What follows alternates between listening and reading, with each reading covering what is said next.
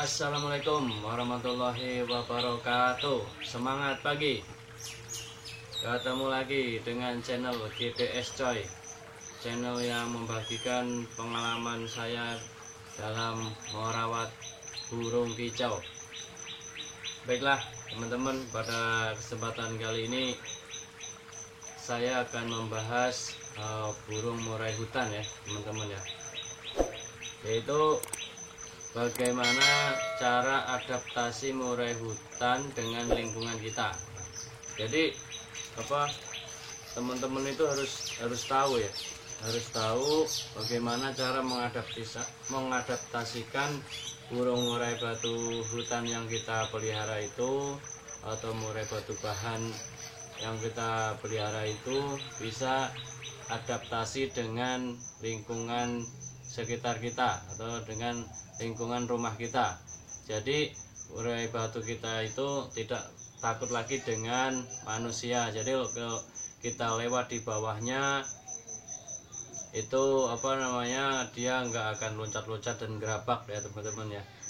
Jadi supaya murai batu kita tuh anteng. Nah, gimana caranya?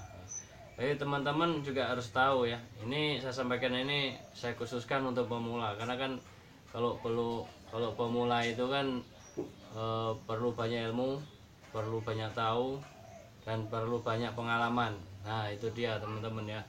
Jadi saya harapkan teman-teman ini nggak patah semangat ya dalam merawat murai batu hutan. Biasanya kan murai batu hutan itu kan giras banget ya. Murai batu hutan itu giras banget, jadi susah ya. Kadang kita kalau ini sampai putus asa, kita hanya kebawa emosi, ya sudah nanti burung kita rusak ya teman-teman ya. Biasanya ada juga burung hutan itu yang saking stres ya, mungkin karena kita kebawa emosi terus dia nabrak-nabrak kandang. Nah, akhirnya di paruh atasnya itu luka, berdarah gitu kan. Nah itu repot lagi, itu kan harus nunggu kering ya kan. Nah itu harus kita terapi dulu, kita obatin dulu. Nah itu dia ya. Jadi teman-teman tuh harus tahu caranya gimana, dan memang harus sabar dan rutin dan disiplin. Jadi bagaimana caranya? Yaitu apabila burung murai batu hutan kita itu udah ngepur ya. Terapi ini dilakukan apabila murai batu yang kita pelihara itu, murai batu hutan yang kita pelihara itu sudah makan pur. Nah ini sih saya garis bawah ya temen ya, sudah makan pur. Kenapa sudah makan pur? Kalau udah makan pur kita tidak was-was dia akan stres. Jadi nanti dia nggak mau makan ya kan, wah nanti repot. Pastikan udah makan pur ya. Pur apa aja teman-teman ya, yang penting dia udah makan pur, intinya itu. Dan EF-nya pun nggak usah dibatasi dulu ya, misalnya jangan langsung dikasih 3 gitu kan. Kalau udah ngepur awalnya mungkin kan, kalau ngepurin kan mungkin dibatasin ya. Kalau udah ngepur jangan dibatasin, kasih 6, kasih 7 gitu, biar dia itu berani menata dirinya, supaya dia itu siap bunyi. Biasanya ngeriwik gitu kan, wigplong ya gitu, wiksar. Kalau udah habis wigplong, wiksar, atau kebalikannya bisa. Jadi tergantung mental daripada burung itu ya teman-teman ya. Jadi bagaimana? Yaitu yang dilakukan, yang pernah saya lakukan, yaitu dimandiin. Nah sering dimandiin. Saya biasanya saya lakukan mandi malam ya. Mandi malam sering saya lakukan. Jadi itu biar burung itu tenang gitu kan. Saya malam itu tiap malam saya mandiin ya, karena saya waktu bisa mandiinnya kan malam. Jadi ya malam saya mandiin, kadang jam 8, jam 9, jam 10 gitu kan saya mandiin gitu ya teman-teman. Makanya pastikan dulu dia makan pur ya gitu teman-teman ya. Nanti akan saya tampilkan beberapa video yang pernah saya lakukan untuk teman-teman ya. Jadi nanti itu bisa jadi gambaran teman-teman. Jadi nanti dalam merawatnya itu biar lebih fokus lagi dan lebih semangat lagi, dan nggak bosan-bosan melihara burung yang giras. Giras itu bisa dari hutan atau bisa juga dari lama ditangkar terus kita masukkan ke kandang bulat, nah, biasanya dia akan sangat kira seperti murai batu yang kemarin saya kasih tahu teman-teman itu ya. Jadi seperti itu teman-teman ya. Baiklah, kita simak videonya.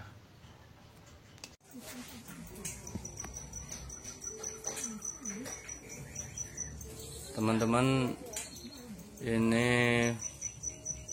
metode untuk mengenalkan burung murai batu yang kiras dengan kita ya, di lingkungan rumah kita. Ini saya gantung di dapur ya teman-teman ya. Jadi kalau di dapur itu pasti banyak aktivitas ya. Kita seringkali ke dapur ambil minum, keluarga kita ada yang ke dapur masak dan sebagainya. Ini untuk salah satunya.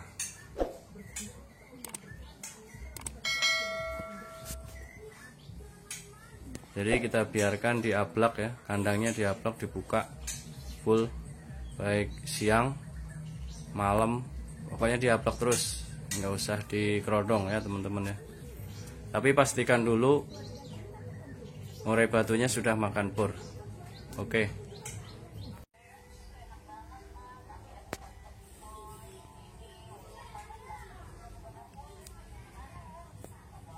Ini salah satu cara lain juga, kita taruh di bawah ya, di lantai dekat pintu. Ini kan nanti kita di rumah kan sering lalu lalang ya, sering lalu lalang. Jadi supaya dia itu kenal dengan lingkungan yang berhubungan dengan kita ya. Ini udah lumayan anteng ya teman-teman ya. Jadi sering ya, kalau kita punya satu murai batu itu lebih enak. Jadi kita fokus satu burung ya, satu murai batu, jadi lebih enak dalam menanganinya. Ini udah lumayan anteng ya teman-teman.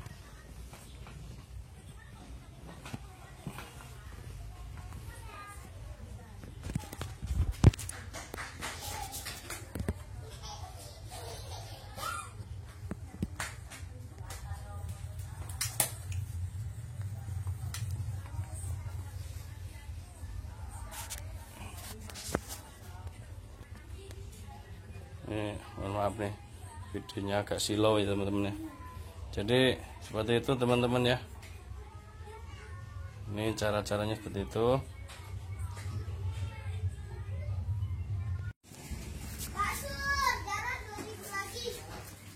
Ini kita gantung di depan rumah ya, karena kan biasanya kan banyak orang yang lalu lalang ya.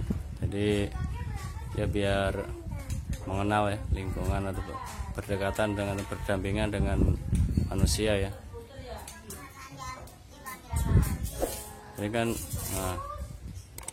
nanti kan biasanya banyak motor, banyak orang lalu lalang. Jadi biar burung kita itu, murai batu yang kita pelihara yang masih kiras itu bisa kenal ya,